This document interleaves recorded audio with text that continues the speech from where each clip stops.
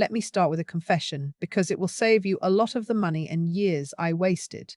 For the first 10 years, I gardened. I bought flowers the way most people do. I walked the nursery. I picked whatever was screaming the loudest color from the bench, and I took it home and shoved it in the ground wherever there was a gap. Some of it lived. Most of it limped along, bloomed for a week or two, and quit. I blamed myself. I blamed the weather. I bought more of the same flowers the next spring and did it all again.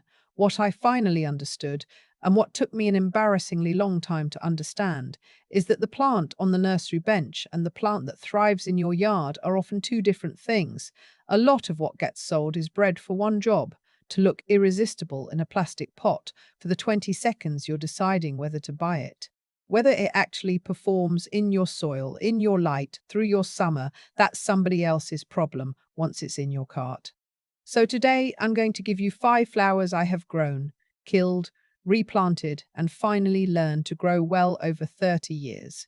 For each one, I'll tell you what it looks like when it's happy, where it wants to live, exactly how to plant it, and how to keep it blooming, instead of watching it fade on you. 2 of these are annuals, big, generous plants that give you one spectacular season. 3 are perennials, the kind you plant once and keep for decades. You want both, and by the end I'll tell you why. Let's start with the difference, because it changes how you spend your money. An annual lives one season. It sprouts, blooms its heart out, sets seed, and dies when the frost comes. You buy it, you enjoy it, and next year you buy it again. That sounds like a bad deal until you see one in full bloom, because annuals bloom harder and longer in a single season than almost any perennial will. They are the fireworks. A perennial comes back. You plant it once, it settles in, and it returns every single year, often getting bigger and better as it goes. The trade is patience. Most perennials spend their first year building roots underground and don't put on much of a show until year 2 or 3. But once they're established, they'll outlive the fence, and some will outlive you. They are the foundation. The gardener who only plants annuals is starting from zero every spring, hauling home flats and spending money season after season. The gardener who only plants perennials waits years for the garden to fill in and misses out on that big first season color. The good gardens, the ones that stop you on the sidewalk, do both. Perennials for the bones, annuals for the fireworks. Keep that in your head as we go through these 5, because I've sorted them exactly that way. And a word on timing, since you're thinking about planting now. Fall is quietly one of the best times of year to put perennials in the ground, and it goes underused. The air is cooling, which means less stress on the plant, but the soil is still warm from summer, and warm soil is exactly what roots want. A perennial planted in autumn spends the next couple of months growing roots down into that warm earth, while the top of the plant rests, so that when spring arrives, it's already anchored and ready to grow instead of starting from scratch. Full-planted perennials very often outperform the same plant put in the following spring. The old gardener's saying is that in fall, plants sleep, creep, and then in their 3rd year they leap, and getting them in now starts that clock. The annuals are a different matter, of course. A zinnia or a Mexican sunflower planted now is here for a good time, not a long time. And that's fine. You're buying a season of color and a strong one. Just know which is which as you plant, so you're not disappointed when the annuals bow out at frost and pleasantly surprised when the perennials come roaring back the following year. Before you buy anything, spend 10 minutes learning your own yard, because this is the single most useful thing you can do, and almost nobody does it.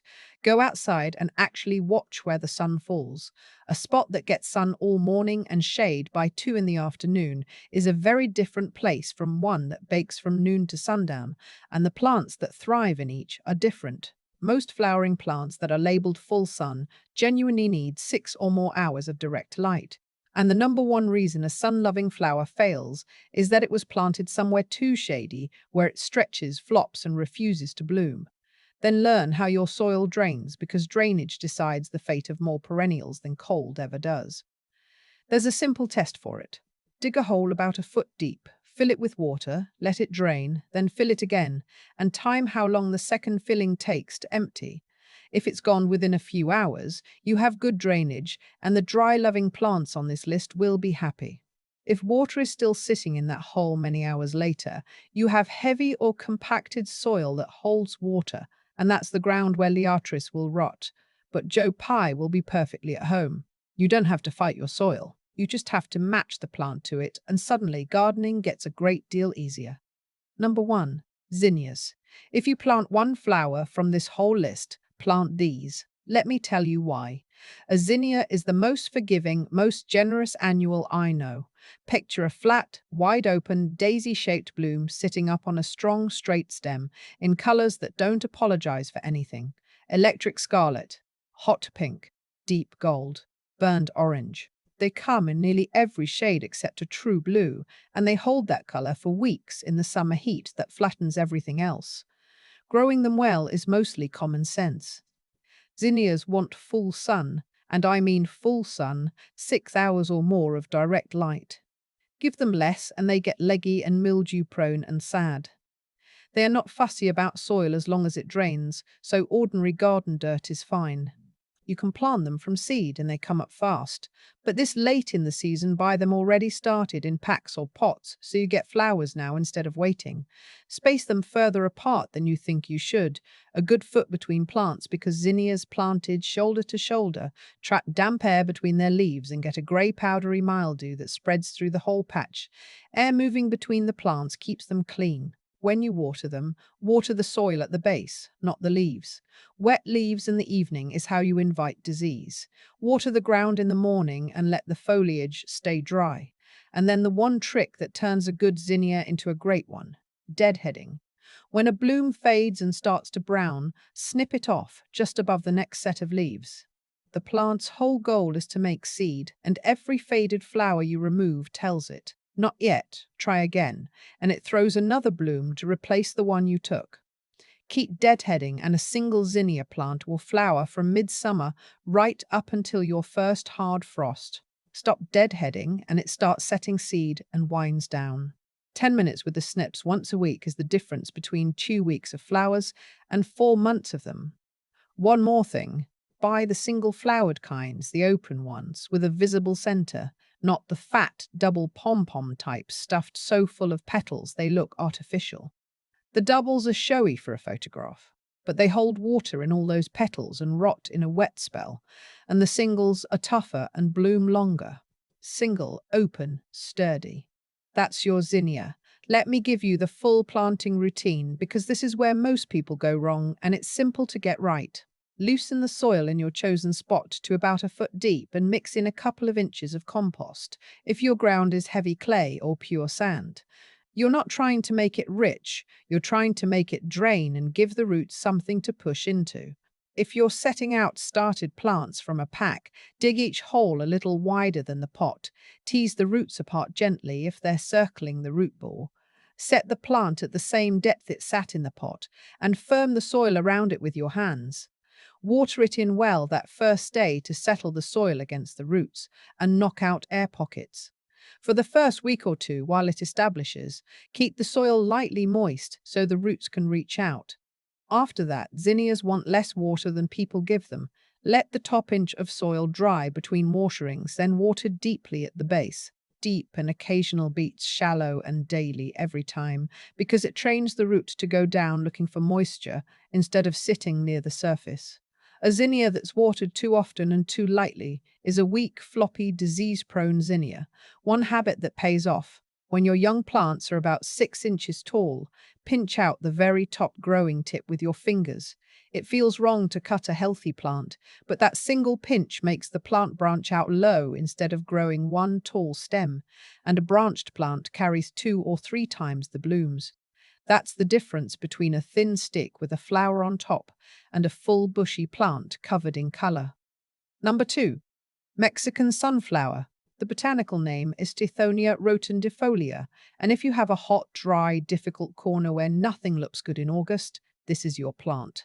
Imagine a big, branching, shoulder-high plant, sometimes taller, covered in blooms the color of a hot coal, a burning orange-red that reads from across the yard. It has a slightly wild, informal look, more prairie than parlor, and it gets substantial, so this is a back-of-the-border plant or a standalone clump, not something you tuck into a tidy front edge. What makes it worth knowing is what it does in the worst part of summer. Tithonia loves heat and shrugs off drought. When July and August turn brutal and half your garden is gasping, this plant is at its absolute best, blooming harder the hotter it gets. It asks for full sun and it asks for room, so give it 3 feet of space in every direction and don't crowd it. Poor soil is fine. In fact, rich soil makes it grow tall and floppy, so resist the urge to feed it. Lean and dry is exactly how it likes to live. Because it gets tall and top-heavy, a plant in an exposed windy spot may need a stake, or plant it where a fence or a wall gives it a little shelter. This late in the year, buy it started rather than starting from seed. Full sun, room to spread, don't pamper it, and it will carry big, bold color through the toughest stretch of the season. A word on where to put it in the design, because a plant this size can either anchor a bed beautifully or overwhelm it. Set it at the back, behind shorter perennials where its height becomes a backdrop instead of a wall. It pairs wonderfully with ornamental grasses and other loose, informal plants, and it looks out of place in a formal clipped setting, so plant it where the style is relaxed. In a smaller garden, a single plant standing on its own as a specimen is plenty. Planting is the same care as the zinnias, but with more room. Dig your hole in a full sun spot with drainage, set the plant at the depth it came in, firm it in, and water it that first day. Then step back on the feeding and the fussing. This is a plant that grows lush and weak if you spoil it, so no rich compost, no fertilizer, and only occasional deep watering once it's established. The tougher you make it live, the sturdier and more floriferous it gets. If you want it to keep pumping out blooms, deadhead, in the same way as the zinnias, snipping spent flowers back to a leaf joint, it will branch and rebloom from below the cut. And when frost finally takes it in the fall, it will have earned its keep several times over in a spot where most flowers would have surrendered by August. Number 3, Lantana. And here I have to stop and be straight with you because I won't recommend a plant without telling you the catch. First, why you'd want it. Lantana blooms in tight little clusters of tiny flowers, often 2 or 3 colors in a single cluster, orange melting into yellow, into pink, or red into gold. And it does not quit. In a warm climate, it blooms nearly year-round, and even in cooler zones, it flowers non-stop from summer deep into fall, long after other things have called it a season. It thrives on heat, tolerates drought, and doesn't mind poor soil. On paper, it's a dream. Now the catch, and it's a real one. In warm and southern regions, some lantana is genuinely invasive. It escapes gardens, spreads by seed where birds drop it, and crowds out native plants across wild land. In parts of the Gulf, South Florida, and similar warm climates, it's not a theoretical worry. It's a recognized problem. So the honest guidance is this. If you live in a cooler northern zone where winter kills it back and it behaves like an annual, you can plant it freely and enjoy it. If you live in a warm southern region, do 2 things first. Choose a sterile or non-invasive variety, the ones bred not to set seed, and take 2 minutes to call your local extension office or check with a native plant society about your specific area. Don't skip that step. A plant that looks lovely in your yard but spreads into the woods around you for miles is not a fair trade, and there's no shame in leaving this one off your list to protect your region. Plant it with your eyes open, or lean on the other 4. That's not being timid. That's gardening like you understand your yard is connected to everything around it. If you do plant it, growing it is easy. Lantana wants full sun and warmth, and it will sulk and refuse to bloom in shade. Give it well-drained soil, plant it at the depth it came in the pot, and water it regularly for the first few weeks while it roots in. After that, it's remarkably drought-tolerant and actually blooms best when it's a little on the dry side, so don't overwater it. Too much water and too much shade are the 2 ways people fail with lantana, and both are easy to avoid. In the cooler zones, where it's grown as an annual, you simply enjoy it through the season and let the frost take it. In warm zones, where it's a shrub, it can be trimmed back hard in late winter to keep it tidy and encourage fresh growth. Either way, a light shearing when it starts to look tired mid-season will bring on a fresh flush of bloom. It's a low-maintenance plant once you've made the one important decision about whether it belongs in your region at all. If you're finding this useful, take a second and subscribe. I cover perennials, garden design, and the honest, practical side of growing things every week, and there's a lot more where this came from. Now let's get to the last two, because these are the ones that separate a garden you rebuild every spring from a garden that gets better while you sleep. Number 4, Liatris. You may know it as Blazing Star. Picture a slender vertical spike, 2 to 4 feet tall, packed the whole length with fuzzy flowers in a rich purple, standing straight up out of the bed like a purple candle. It has a wonderful trick. It blooms from the top down, the opposite of nearly every other spiky flower, so the tip opens first and the color travels down the stalk over a week or two. Planted in a group, a stand of Liatris in bloom is one of the finest sights in a late summer border. Now here's what makes it a gift to grow.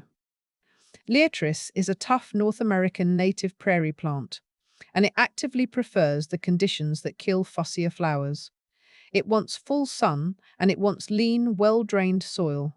Rich, heavily fed, moist ground is the one thing that can do it in, because it grows from a small underground corm that will rot if it sits wet through winter.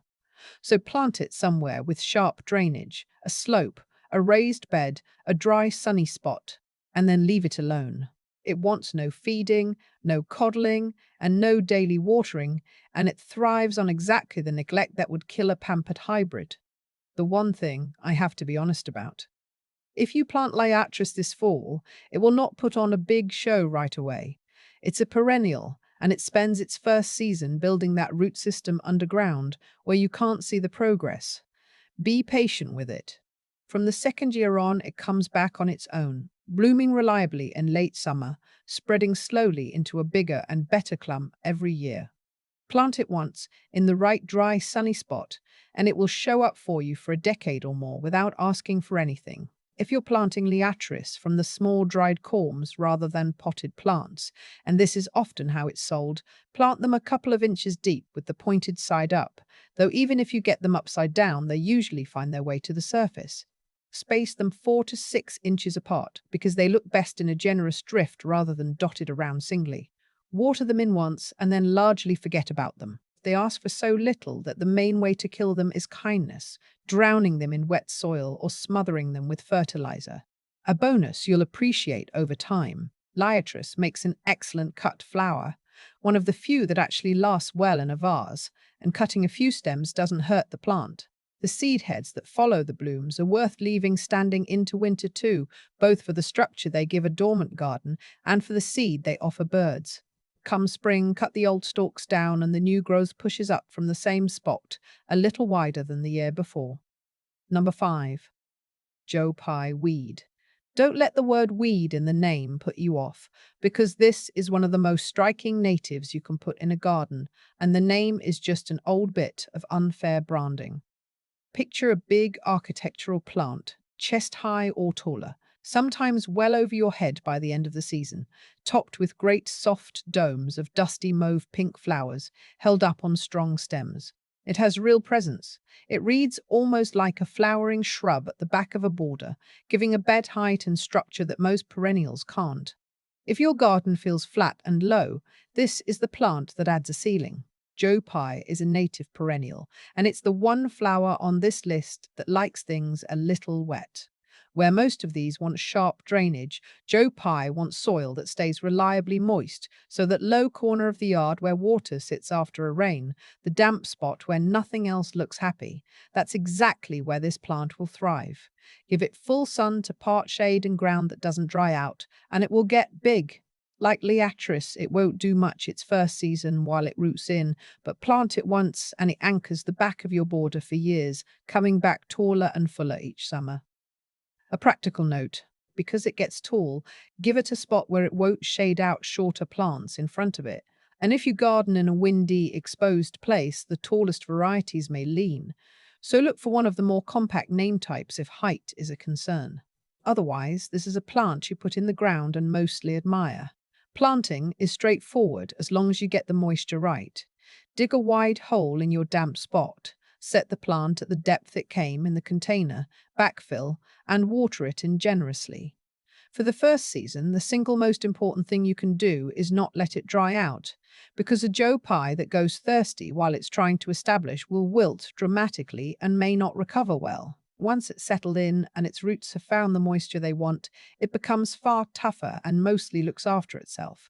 In late fall, after it's finished blooming and gone to seed, you can either cut it down to the ground for a tidy winter bed or leave the tall stems standing for structure and for the birds that pick at the seed heads.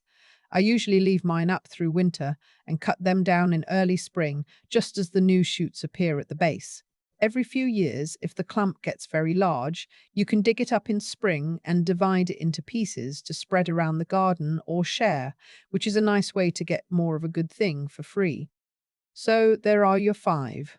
Zinnias, the forgiving annual workhorse that blooms for months if you deadhead it. Mexican sunflower, the bold heat lover for your hardest, driest corner. Lantana, non-stop color with an honest regional caveat.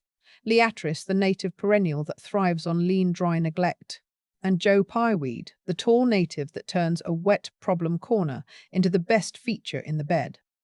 Two annuals for this season's color, three perennials for the years to come. Before I let you go, let me name two more natives worth knowing, because they carry a garden into the very end of the season when almost everything else has quit. The first is goldenrod, and I need to clear its name, because a myth has kept this beautiful plant out of good gardens for generations. Goldenrod does not cause hay fever. It gets blamed every single autumn and it's innocent. The real culprit is ragweed, a drab green plant that blooms at the same time with light, wind-blown pollen you never see. Goldenrod's pollen is heavy and sticky, far too heavy to drift on the wind, which is why it never gets up your nose. It just has the misfortune to bloom bright gold right next to the invisible ragweed, so it's taken the blame for 100 years. Forgive it and plant it. In late September, a stand of goldenrod glowing gold in the low afternoon light is one of the best things in the whole garden, and it needs almost nothing from you. The second is native asters, and if you plant one, make it New England aster.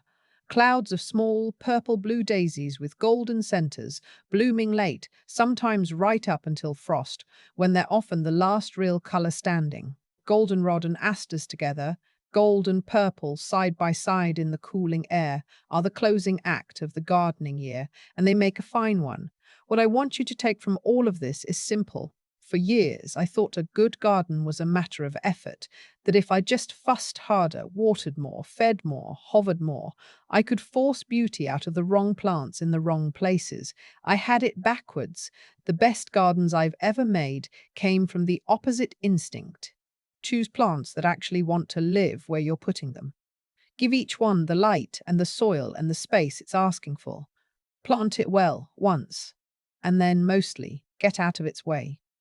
Do that with these flowers, and the garden stops being a chore you fight every spring and starts being something that repays you season after season, for years. The zinnias and the Mexican sunflower give you a summer of color you'll be proud of. The Liatris and the Joe Pye settle in quietly and come back stronger every year without a thing from you.